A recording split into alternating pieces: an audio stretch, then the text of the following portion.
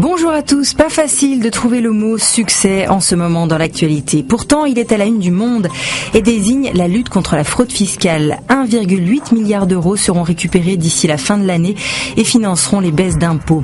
Une réussite qui doit beaucoup à un contexte international qui s'est durci envers les fraudeurs. Dans ce domaine, les États-Unis ont mis une formidable pression sur les pays à secret bancaire. Et ça continue, car l'Amérique s'attaque maintenant aux banques européennes. C'est en une des Échos. Le Crédit Suisse va ainsi payer 2,5 millions de dollars d'amende pour complicité d'évasion fiscale. Maintenant, c'est BNP Paribas qui est dans le viseur et l'amende du groupe français pourrait dépasser les 5 milliards de dollars. Autre fraude, toujours dans les Échos, qui concerne les frais d'optique. L'UFC Que Choisir a testé près de 10% des opticiens en France. 1 sur 5 propose aux clients de tricher pour être mieux remboursés par la Sécu. Coût de cette fraude, 142 millions d'euros par an pour les consommateurs.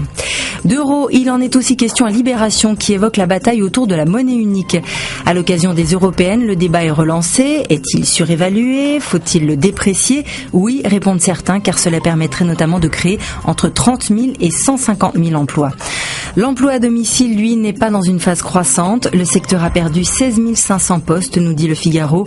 En cause, les mesures d'économie décidées par les gouvernements de droite comme de gauche qui ont alourdi la note pour les particuliers employeurs, les poussant à se tourner vers le travail au noir. Le travail, La Croix en parle aussi, mais pour relayer cette étude rendue publique hier, réalisée à l'échelle européenne, elle révèle que près de 7 salariés sur 10 estiment être trop sollicités par leur travail en dehors de leur temps de bureau.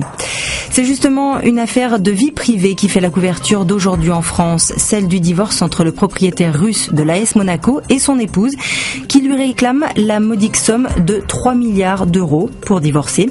Mais ce qui a retenu notre attention dans le journal, c'est la désagréable surprise de la SNCF qui a découvert que les 2000 nouveaux modèles de TER sont trop larges pour rentrer dans les gares. 1200 quais vont être rabotés, soit 50 millions d'euros de travaux. Pour se détendre, parlons foot, même si du côté de Didier Deschamps, on est plutôt dans la phase contrôle. Selon 20 minutes, le sélectionneur veut surveiller les communications de ses joueurs sur les réseaux sociaux. Il ne peut pas interdire les portables, mais par contre le fait de communiquer par le biais de ces réseaux pendant la compétition. L'important pour Deschamps, c'est de préserver le groupe. Elle, par contre, a échappé au contrôle. Hier, une jeune femme blonde au sein nu, la taille serrée d'un autocollant marqué fragile, a fait irruption sur le tapis rouge du Festival de Cannes. Quelle cause défendait-elle? Mystère. Mais à Cannes, l'image vaut autant que le message, non? Allez, à demain.